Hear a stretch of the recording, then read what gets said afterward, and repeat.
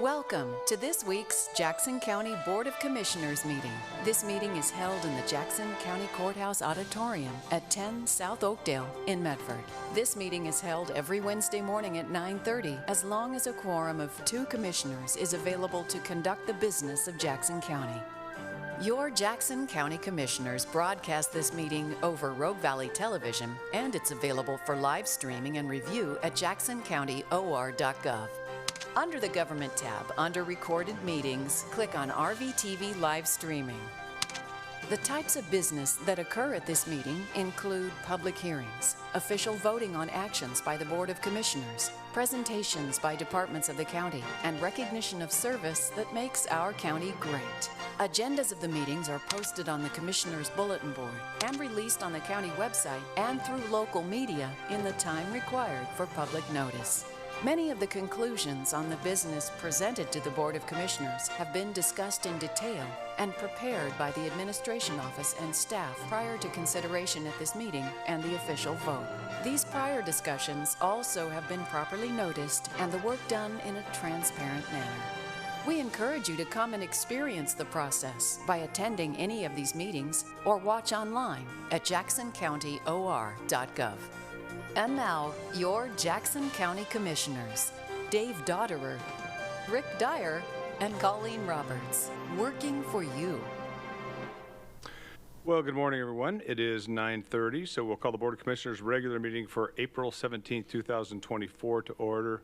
We are live here in the Courthouse Auditorium and on Zoom on audio-video conference. We're going to start today's meeting with the Pledge of Allegiance. If you'll please stand. Follow me. I pledge allegiance to the flag of the United States of America and to the republic for which it stands, one nation, under God, indivisible, with liberty and justice for all. Thank you. We will move on now into our request for and discussion of non-agenda items.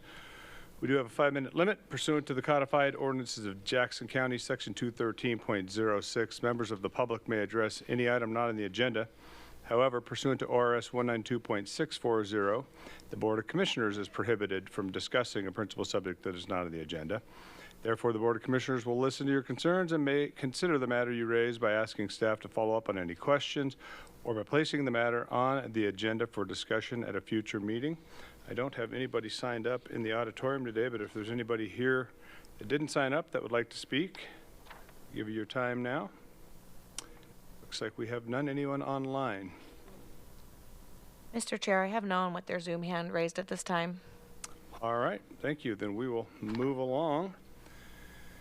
And we'll move on to the consent calendar, which this week consists of the minutes of meetings of our Board of Commissioners work session of March 26, 2024. Board of Commissioners regular meeting of March 27, 2024.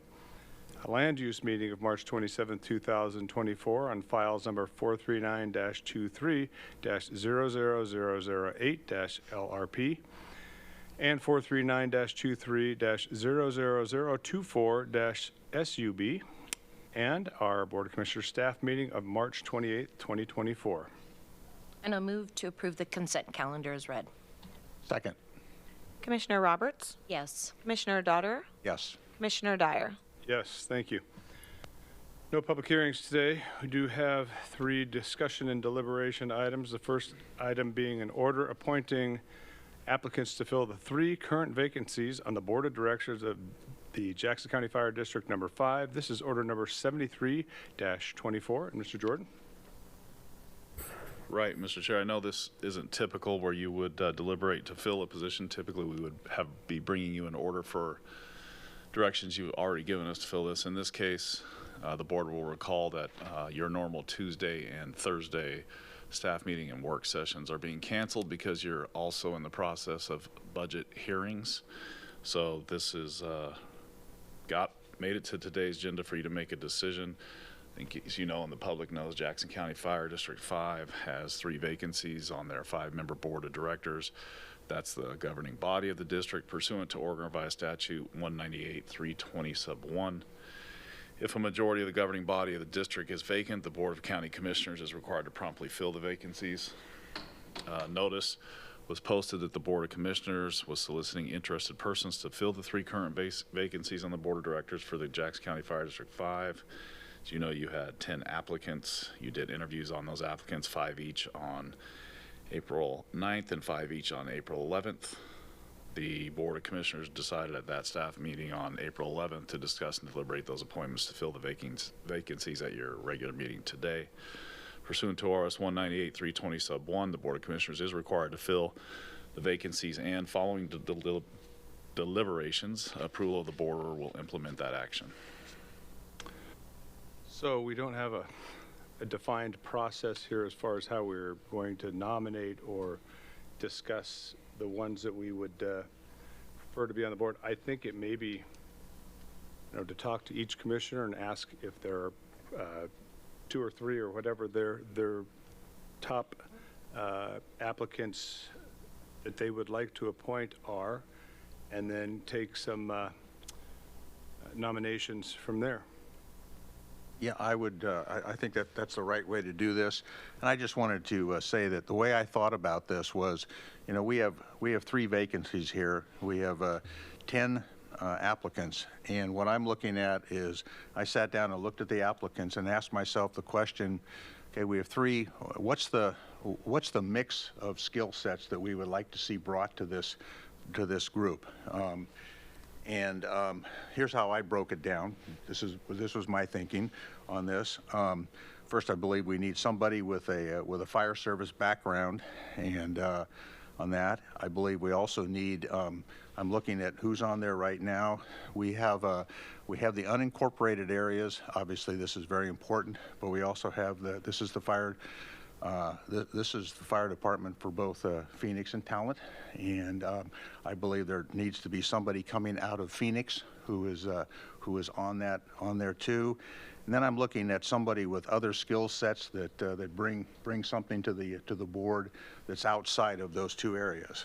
So what I did was I went back and looked at that, and oh, by the way, I wanted to mention to both of you that I did go ahead and listen to the audio of your interviews on Tuesday and Thursday of last week, since I wasn't there, and was very impressed by the way you handled that. My belief is, I'm going to just say that right off the top is, I believe John Carnes should be very definitely on there. He's both a former fire chief who has worked with the fire district extensively, and I know that there are many calls that come out in that area where the 2 of them work together between the city of Ashland and the fire district. Plus, he was the interim city manager for a long time, I believe over a year. So he's got government financial management as well as government leadership background. I know he was also quite successful at that, particularly since he was kind of thrown into it. It was one of those, as usual, Ashland moved on, and he was put into that. So I was going to look at that. Then when I looked to the area of Phoenix, and I would be interested in your thoughts on this, I look at either Chris Lutz, who is the former mayor, or Al Mulhofer, who is a former counselor. Both of them have shown leadership from that city, and I think that would be a consideration. And then when I kind of looked at the other, I looked at it and I thought, Greg Carstanzo and Robert Stone don't really fit into any one of those niches, but they fit in for me into somebody who we want to have from, not necessarily a niche, but somebody who has some skill sets of leadership and also some background. So I was looking at the 2 of them. So I would just say that that's my thinking on this right now. Your thinking is very similar to mine. I will tell you, I felt all the candidates offered experience and a heart to serve and a passion for Fire District 5. I appreciate it. I thought the interviews went really well. I really appreciated our probably stupid question, why do you feel you're the best person for this job? And they all expressed, every candidate said, kind of out of a humbleness, I don't know that I'm the best person. And I thought that was really revealing, and I appreciated that response from the candidates. And And I want to also point out the fact that our passion to fill this, it wasn't worth waiting another week, which is why we're talking about today being so close, moving to fire season, and our passion for Fire District 5 as well. But as far as about the appointments, I agree with the mix of skill sets, and I felt, and my preference as far as any of the different positions, I don't have a preference, whether it's, 2, 3, or 5 for any of these. It'll go to the voters next time there's an election. But anyway, I felt John Carnes definitely had expressed the understanding, the experience, and the relationships that have been built in the world of fire and in our area. And he also rose to the top of my list. As far as the area of Phoenix, I thought Chris Luz definitely has the experience, the knowledge of public meeting law. He had done his homework, listening to the meetings, trying to understand the issues, and he was prepared, and I think that is what showed some extra effort, and I thought that was great. As far as my other, I guess that is open, in my opinion. I think Greg Costanzo was very, had strong, strong skills he brings to the board.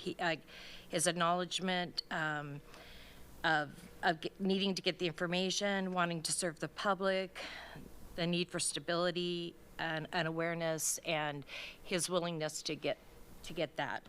But also, I don't know that his interview went as well, but his application was awesome, and that was Kevin Zimmerer. I thought his heart as a citizen and his established residency there, I guess, and the loss of his home in the fire, just his real passion to serve on that fire district board as just a real heart there, and that aspect of it as well is another recommendation between those two. And I just wanted to say that I'm sorry I left Kevin off there on my other two, because you're right. I think that was good. It was kind of one of those three. Mm-hmm. Yeah. Yeah, it's hard to leave anybody off because know. they all were very good. They all exhibited, I think, a great passion for the community, a great passion, and not just a passion, but a plan and a way that they thought things should be able to move forward. And I think they all made some great points. Sometimes, it's great to have 10 great candidates. Also makes the decision more difficult. But I'm gonna agree a lot with what the prior two commissioners have said, because I looked at connection to the community. What you're involved in the community now, what your relationship has been specifically to Fire District 5 and to the cities that it serves. And I'm going to agree that I think John Carnes, with his experience, extremely well-spoken. I think he's probably, I'm not going to say he's old, because I wouldn't say it to anybody, because I am, but I think his experience, wisdom, would bring something to the board that I think is beneficial and valuable, and it's not because he's old. And then as far as Chris Luz, again, an individual who is deeply invested in the community, and you're right, did his homework and came in with ideas, came in with a plan, came in with information I wasn't aware of. And I think that that's something, again, this board has some things that need to get ironed out and worked through. I think they're definitely doable, especially with the right folks and the right approach and the right plans. And then my third, Greg Costanzo. I'm very impressed. I've known Greg quite a while, and I've watched Greg in his personal and professional life and how he comports himself and how he deals with, deals with conflict. He's used to dealing with conflict in his current job or his past profession as a state police officer and bomb squad, I don't know the exact title, but when you're working with bombs, you're working with volatile situations. I don't know if the situation on Fire District 5 quite rises to that level, but he's used to working in high-pressure situations. So I also agree those three have what I think the passion, experience, and commitment to do a great job for Fire District 5 and the citizens they serve. So I guess we'll take nominations. Or a motion to appoint. I will go ahead. I was just going to, I'll write them in here. Okay. I'm just going to make sure, we have to make sure we put them into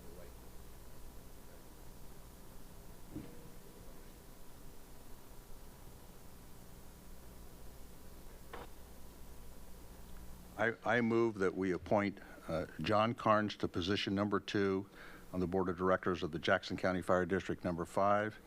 We appoint Chris Lutz to position number 3 on the Board of Directors of Jackson County Fire District number 5, and that we appoint Greg Costanzo to position number 5 on the Board of Directors of Jackson County Fire District number 5. And I'll second that. Any discussion? We discussed that. I think that kind of encapsulated some of what we all said, and I think those are three that I believe agreed on. So I don't have any other nominations that I would throw in there. Yeah, I had, when I came up with the other two, I had, I had a spread, but you two specifically have got some other people you like, and I completely agree with those, and that's why I'm fine with that. The point is, we really had a real. This was really good. This was a good. This was a good opportunity for us to work on this. We had a great group of people, so I'd leave it at that. Yeah, we had a great, the 10 candidates that put their letters of interest in and showed up for the interviews, were passionate and humble and ready to serve, and I appreciate each one of them, and it made it difficult to choose. I think it'll help the district move forward. I would agree. Commissioner Daughter, Yes. Commissioner Roberts, Yes. Commissioner Dyer. Yes. Thank you. Okay. We will now move on to our next discussion and deliberation item, which is an order authorizing amendment number 1 of the Jackson County Personal Services contract dated March 31st, 2023 with Epic Land Solutions Incorporated. This is order number 74-24. Mr. Jordan. Mr. Chair, members of the board, our Roads and Parks Department's undertaking a road improvement project, as probably most people know, out on Foothill Road. This is going to require acquisition of real property rights from 7 properties. The department currently contracts with Epic Land Solutions, Inc. to provide for right-of-way purchasing services, and that includes preparing and presenting offer packets, review of title exceptions, and sending the purchase and closing documents to the title company to finalize acquisitions. Amendment number 1 extends term of the current contract for Epic Land Solutions Incorporated to obtain the necessary right-of-ways. The amendment will also extend the term of the contract from March 30th of 2024 to January 31st of 2025, resulting in the term being extended beyond 12 months, also requiring authorization from the Board of Commissioners. The amendment does require ratification to become effective March 20th of 2024. It's an expense of $1,958, increasing the current contract amount to $84,980, and I do recommend your approval. Thank you. Ready for motion if there's no questions? I'll move to approve order 74-24. Second. Commissioner Roberts, Yes. Commissioner Daughter, Yes. Commissioner Dyer. Yes, thank you. Moving on, the final item on our agenda today is an order authorizing a Jackson County public improvement contract with 3-Dimensional Contracting LLC, and this is order number 7524. Mr. Jordan. Mr. Chair, members of the board, Title II of the American with Disabilities Act requires the state and local governments ensure that persons with disabilities have access to pedestrian routes in the public right-of-way. An important part of this requirement is the obligation that streets, roadways, or highways are altered to provide curb ramps where street-level pedestrian walkways cross the curbs. The Road and Parks Department We'll be completing a roadway overlay project next year along Antelope Road, which requires the important of the sidewalk ramps to ensure the accessibility and usability of the pedestrian walkway for persons with disabilities. There was an invitation to bid that was published in the February 21st, 2024 edition of the Rogue River Press, the February 21st and February 23rd, 2024 editions of the Daily Journal of Commerce, and is also posted to the Jackson County website on February 21st of 2024. We did get 3 bids. Three Dimensional Contracting LLC bid $318,197. Brown Contracting Incorporated bid $334,860. Paramount Ironworks LLC bid $345,889. So it happens that our engineer's estimate was much lower than all 3 of those bids at $259,981. In this case, 3 Dimensional Contracting LLC did submit the lowest bid. They're qualified to perform the work, and they should be awarded the contract. Term of the contract's upon execution through August 30th of 2024. It's an expense of $318,197, and I do recommend your approval. Thank you. I do have one question, Danny, since I wasn't here last week on this one. This is our funding, right? This is not coming from anywhere else, correct?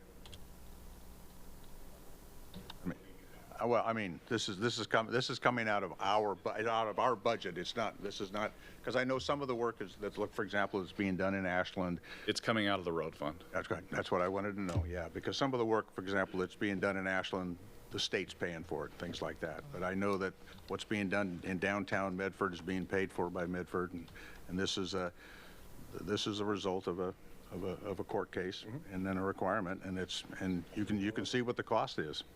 This is huge. So I will go ahead and move approval of order number 75-24. I'll second. Commissioner Daughter, Yes. Commissioner Roberts, Yes. Commissioner Dyer. Yes, thank you. And that does conclude our agenda today, so we are adjourned. Thank you all for coming.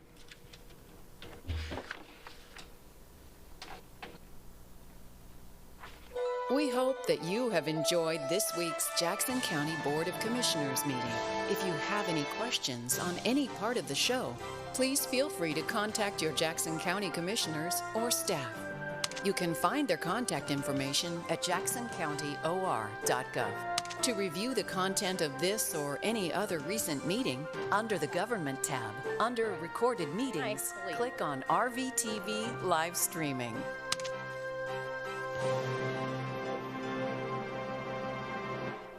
Well, yeah. No, I mean, thank you.